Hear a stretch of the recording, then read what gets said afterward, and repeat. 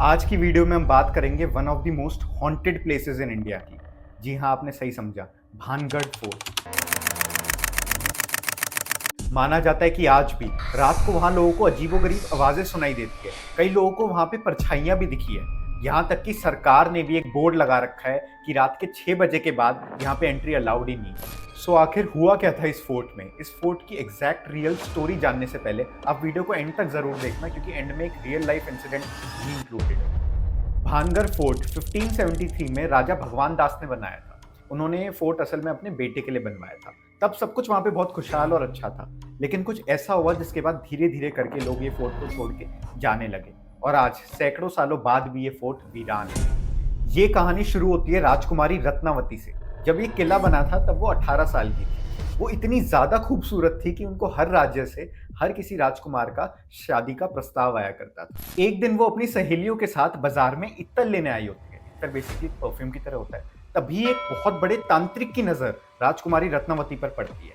वो उस एरिया का बहुत ज्यादा जाना माना तांत्रिक था। वो देखते ही तय कर लेता है कि उसको कुछ भी करके राजकुमारी रत्नावती को हासिल कर। वो चुपके से जाता है और राजकुमारी रत्नावती का पसंद किया हुआ इत्तर पर काला जादू कर देता है। लेकिन जब राजकुमारी रत्नावती अपना पसंद किया हुआ इत्तर लेके जा रही होती है, तब उनकी एक सहेली उन्हें बताती है कि उन्होंने किसी तांत्रिक को इस बोतल पर कुछ छेड़छाड़ करते हुए देखा था। और ये सुनते ही राजकुमारी रत्नावती बहुत ज्यादा डर जाती है। वो सीधा उस इत्तर की बोतल को उठाती है और उठा के एक बड़े से पत्थर पर दे मारती है। असल में तांत्रिक ने उस इत्तर पर एक ऐसा काला जादू किया था कि जो भी उसे लगाएगा वो तांत्रिक की तरफ खिंचा चला आएगा।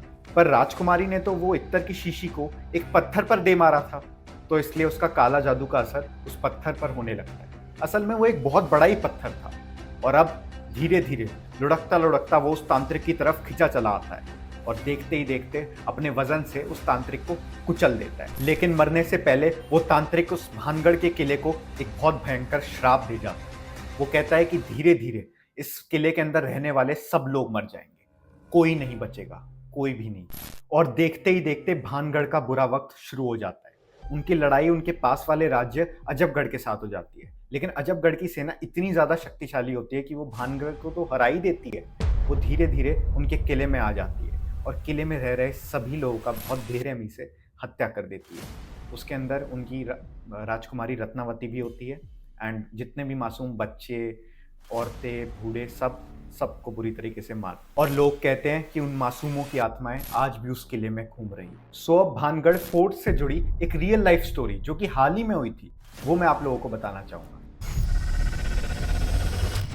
ये स्टोरी है असल में प्रिया की, जो कि अपनी कुछ सहेलियों के साथ भानगढ़ किले में आई होती है। वो सारी सहेलियां वहां पर घूम रही होती हैं कि अचानक से एक बच्चा आ जाता है और उनको फूल बेचने की कोशिश करता है। ये चीज़ तो आप लोगों ने भी नोटिस करी होगी कि कहीं हम किसी घूमने वाली जगह पर जाते हैं तो वहाँ अक्सर ऐसा होता ही है कि कोई आ जाता है आपको फूल या कुछ ना कुछ बेचने की कोशिश करता है। बट उस बच्चे की तरफ देख के उन सबको बहुत एक अजीब सा एहसास होता है। वो फूल तो नहीं खरीदते, लेकिन उस बच्चे को अपने साथ खाना खाने का ऑफर करते हैं, बट वो खाने के लिए मना कर देता है। कुछ समय बाद जब वो सारी सहेलियां एक साथ बैठ के खाना खा रही होती हैं, तो प्रिया नोटिस करती है कि दूर से वही बच्चा उनको अजीब तरीके से घूर रहा है। और थोड़े समय बाद वो लोग वहां से चले जाते हैं और वापस अपने अपने घर आ जाते हैं। अगले दिन जब प्रिया अपना पर्स चेक करती है, तो देखते हैं कि उसके बैग के अंदर वही फूल है जो वो बच्चा उन्हें बेचने की कोशिश कर रहा था। अब सवाल ये आता है कि वो फूल उसके बैग में आए कैसे, क्योंकि उन्होंने उन सब लोगों ने उस बच्चे को अपने करीब तक आने नहीं दिया।